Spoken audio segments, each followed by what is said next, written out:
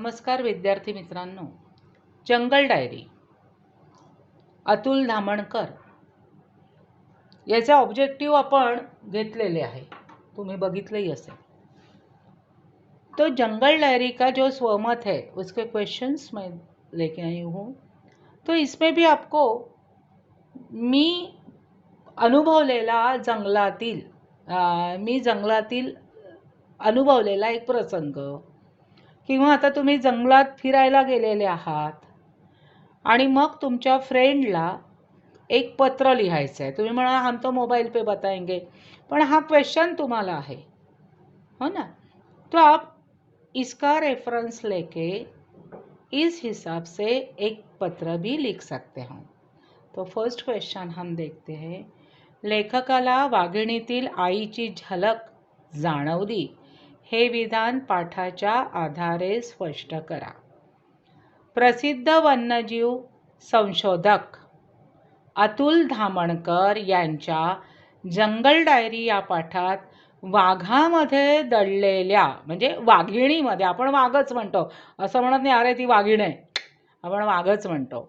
वाघामध्ये दडलेल्या मातृत्वाचे म्हणजे आईचं दर्शन, म्हणजे वाघ आहे आपण सगळे घाबरतो, पण तिथे सुद्धा आई आहे आणि तिचं दर्शन कसं झालं, ती झलक कशी आली आहे, ते कसं जाणवलं, हे या क्वेश्चनमध्ये विचारलेलं आहे.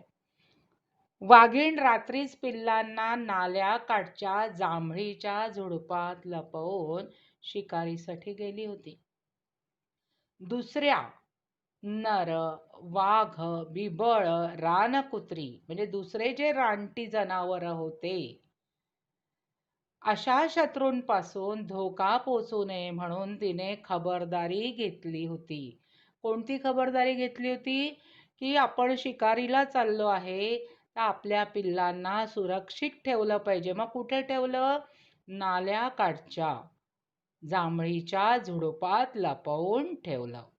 रात्रभर जंगल फिरून, आता इथे जंगलात फिरून ल पाहिजे, इथे त पाहिजे आहे, मी तो लिहिलेला आहे. जंगलात फिरून ती पिल्लांजवळ आली होती. आई आल्याचे समजताच अजूनपर्यंत दडून बसलेली पिल्लं, म्हणजे त्या वाघिणीने त्यांना लपवून ठेवलं होतं, तर ती पण लपलेली होती, दडून बसलेली होती. पिल्लं खेळकरपणे तिच्याकडे झेपावली होती, जैसे कि आप लोगों की मम्मी बाहर से आई हो, आपने अरे वाह कितना आनंद आता है आपके चेहरे पे, मम्मी आई मम्मी आई. तो आप अभी बड़े हो गए हैं तो उनके सामने खेलोगे नहीं, मगर मम्मी क्या लाया है, पापा क्या लाया है, ऐसे पूछते हो ना. वैसे ही अजूनपर्यंत दडून बसलेली पिल्लं खेळकरपणे एकदम ती बाहेर आली, म्हणजे ते सुरक्षित, हमारी माँ आई है, अभी देखते क्या कौन करता है ना. आपल्या पिल्लांना खायला मिळावे म्हणून रात्रभर शिकारीसाठी फिरल्यामुळे विश्रांतीसाठी पाण्यातच बसली त्या डबक्यात. आईला पाहून पिल्लांच्या उत्साहाला उधाण आलं होतं. अभी हमारी मम्मी आई है, खेळला है.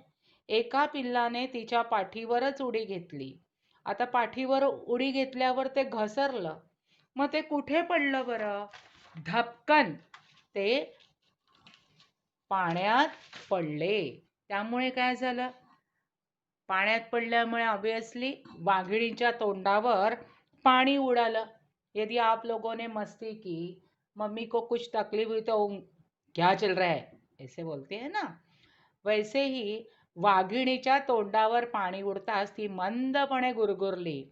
तिने नापसंती व्यक्त केली आणि जणू ती म्हणतेय, मी थकून आले आहे ना, काय ही मस्ती, असे म्हणत असावी असं लेखकांनी टाळलं. पण पिल्लांना काहीही घेणं देणं नव्हतं.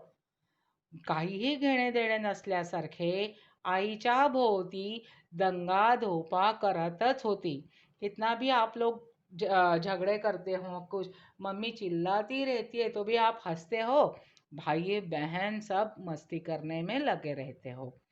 मध्येच एखाद्या पिल्लाला वाघीण साठत होती, प्रेम करत होती. आपली आई आपल्या अंगावरून हात फिरवते, हो ना. इथे आता ही हात असा, तरी पहिला पंजा ती करतच असते, आपण बघतो इतर प्राण्यांचेही, पण ही जणू काही जिभेने चाटत होती. थोडा वेळ बसल्यावर ती पटकन पाण्यातच उभी राहील, कारण ती विश्रांतीसाठी पाण्यात बसली होती. डोकं वळवून तिने हळूच आऊ असा आवाज केला.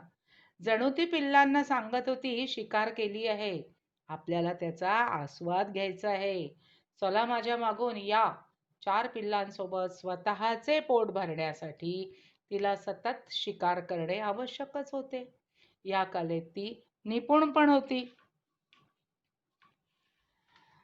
यावरून वाघीण आई आपल्या पिल्लांच्या सुरक्षेबाबत दक्ष होती. त्यांच्या खाण्याची सोय करत असे, वेळप्रसंगी पिल्लांना चाटत असे, प्रेम करत असे, त्यांच्यावर गुरगुरत पण असे. या सर्व प्रसंगावरून वाघिणीमध्ये दडलेल्या मातृत्वाची म्हणजे आईची लेखकाला जाणीव झाली. मातृत्वाची लेखकाला जाणीव झाली.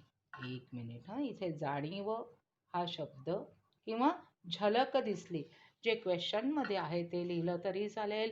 जाणीव झाली हे मीन्स माँ की मैंने क्वेश्चन कैसा है की लेखकाला वाघिणीतील आईची झलक जाणवली, यानी माँ का प्यार कैसे दिखाई दिया है. तो प्रसिद्ध वन्यजीव संशोधक अतुल धामणकर जी का जंगल डायरी इस पाठ में शेर के छिपे हुए मातृत्व यानी शेरनी के मन में जो प्यार है इसका वर्णन किया है. शेरनी ने क्या किया था, रात में ही अपने बछड़ों को एक कैनल के पास के पेड़ों में छुपा दिया था, क्योंकि बाकी जानवरों से उनकी सुरक्षा हो सके, क्योंकि रात भर वो शिकारी के लिए गई थी. वहां से जब आई तब थकी हारी एक पानी में एक इसमें कैनल में ही बैठ गई वो पानी के इसमें. अभी उसे देख के बच्चे उछल उछल कर खेल रहे थे. उसी के बीच में एक बछड़े ने उसके पीठ पे छलांग लगाई, मगर वो पीठ पे न जा गिरा तो एकदम पानी में चला गया. पानी शेरनी के मुंह पे आया तो धीरे से, जैसे हमारी मम्मी हमें गुस्सा करती है, इसी तरह उसने भी डांटा. उसने कहा होगा कि मैं थकी हारी हूँ, थोड़ा सा आराम कर रही हूँ तो आप आराम करने नहीं देते हो, इतनी मस्ती कर रहे हो, यानी डांट लगाई. मगर बच्चे तो अपने ही मस्ती में, यानी शेरनी के बछड़े अपने ही मस्ती में एकदम मग्न हो गए थे. बाद में ये शेरनी धीरे से उठी, जैसे बच्चों को कह रही थी कि चलो मेरे पीछे से, क्योंकि मैंने क्या लाया, आपको खाने के लिए लाया है, चलो जरा. और उसके साथ साथ बच्चे उसके पीछे पीछे जाने लगे. यानी माँ जिस तरह अपने बच्चों के खाने पीने का ख्याल रखती है, उसकी सुरक्षा का ख्याल रखती है, इसी तरह ये शेरनी ने किया है. इसलिए लेखक को मम्मी की झलक ओ शेरनी में दिखाई दी. सेकंड क्वेश्चन जो है, सेम अभी हिंदी में इतना एक्सप्लेन करने की जरूरत नहीं होगी, तो भी मैं आपको बताऊंगी. देखो, वाघीण आणि सेम क्वेश्चन, सेम याने आन्सर जो है. वाघीण आणि तिच्या पिल्लांची भेट हा प्रसंग शब्दबद्ध करा. म्हणजे आपण तो शब्दामध्ये आणायचा आहे. जंगल डायरी अतुल धामणकर यांचा पाठ आहे.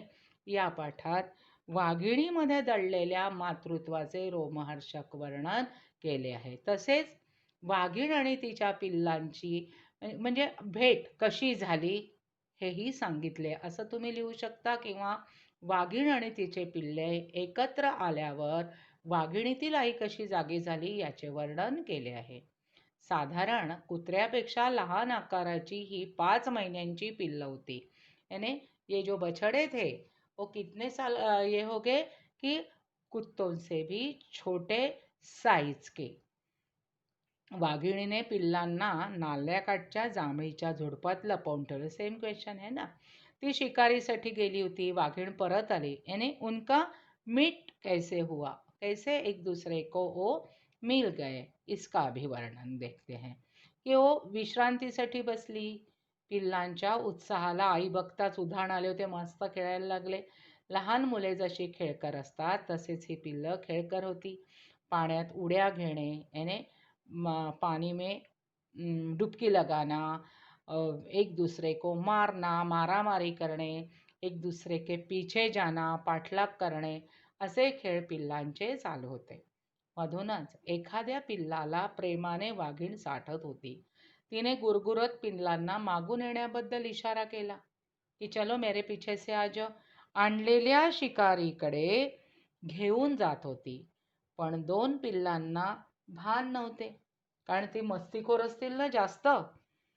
ते पाण्यातच एकमेकांशी इथे खेळण्यात दंग होती.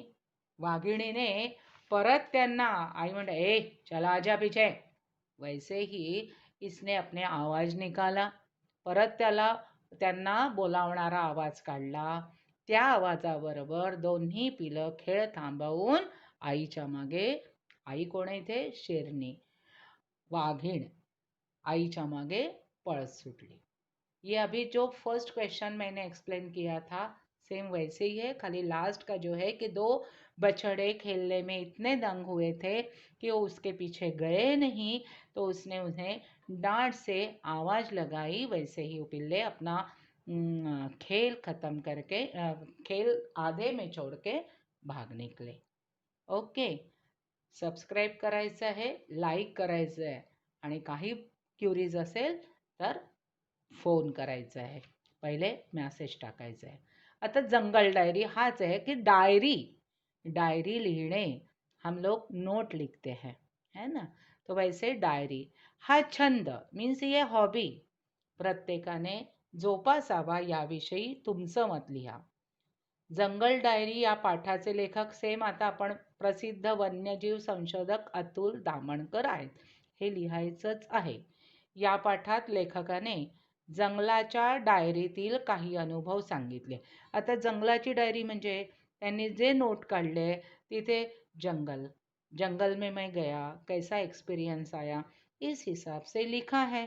और वो हमें एक लेसन के वजह से आया है, यानी उनकी जो यादें हैं वो लेखक ने बताई हैं. लेखकांना डायरी लिखण्याची सवय होती, हॉबी था उनका, और एवरीडे वो डायरी लिखते थे, नोट लिखते थे.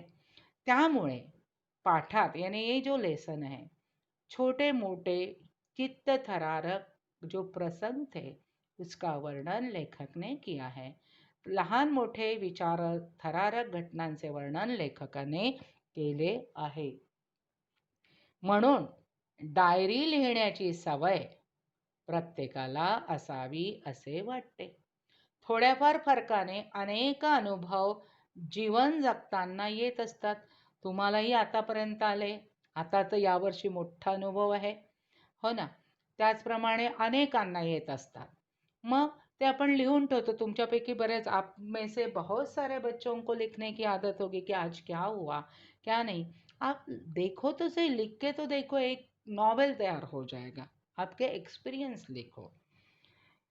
ती घटना ताजी असेपर्यंत, यानी फ्रेश है, 2-3 दिन पहले की है, उसके बाद और कोई एक्सपीरियंस आया, तो ये पहली वाली जो घटना है वो कैसी होती है, उसका याद नहीं आता है. म्हणजे ती घटना ताजी असेपर्यंत, फ्रेश असेपर्यंत आपण प्रत्येकाच्या लक्षात राहते. तुमच्या म्हणा, माझ्या म्हणा, अजून कोणाच्या, अरे हाँ हमने देखा था, वो वहाँ पे वैसे हुआ ऐसे हुआ, बहुत सारे हम हमारा एक्सपीरियंस. मगर कुछ दिनों बाद वो कहाँ चला, पास्ट में चला जाता है. फिर प्रेझेंट अँड फ्युचर. आपल्याही लक्षात येतं की आधीपेक्षा तो प्रसंग सांगताना त्यातील काहींचे वर्णन केले नाही. मग आपण, अरे ये तो मैं बताना भूल ही गई बाबा, है ना. तेव्हा वहीत लिहून ठेवले तर प्रत्येक कृतीचा, घटनेचा अनुभव न विसरता सांगू शकतो. डायरीचे रोजच्या रोज लेखन केले तर आपल्याला त्याचा उपयोग होतो. कधी एकटे असू द्या तर डायरी वाचताना प्रसंग डोळ्यासमोर येत असतात. आपण व्हिडिओ बघतो, आपल्या घरी एखादा छान, तुमच्या दीदीचं म्हणा, भैयाचं म्हणा, लग्न झालेलं असतं किंवा काय, तेव्हा तो प्रसंग व्हिडिओत आपण अरे अरे देखो देखो कैसे चल रहा, म्हणजे आपण एकटे असू तर आपल्या डोळ्यासमोर आपण लिहिलेलं दिसून येतं आणि पुढे येत राहतील. त्यामुळे आपले मनोरंजनच होईल. पण चांगल्या गोष्टीची आठवण येऊन त्या गोष्टी वाचून मन ताजेतवाने आपलं मन फ्रेश, हाँ सही में यानी लास्ट ईयर की मार्कशीट भी देखी आप लोगों ने, तो इम्प्रूवमेंट होगा, अच्छा अच्छा मार्क्स होगा, तो एकदम आनंद भी आएगा. म्हणजे आपलं मन आनंदित होईल. म्हणून डायरी लिहिणे हा छंद प्रत्येकाने जोपासावा असे वाटते. सो सबस्क्राईब करा, लाईक करा, क्युरीज असेल तर मॅसेज लिहा.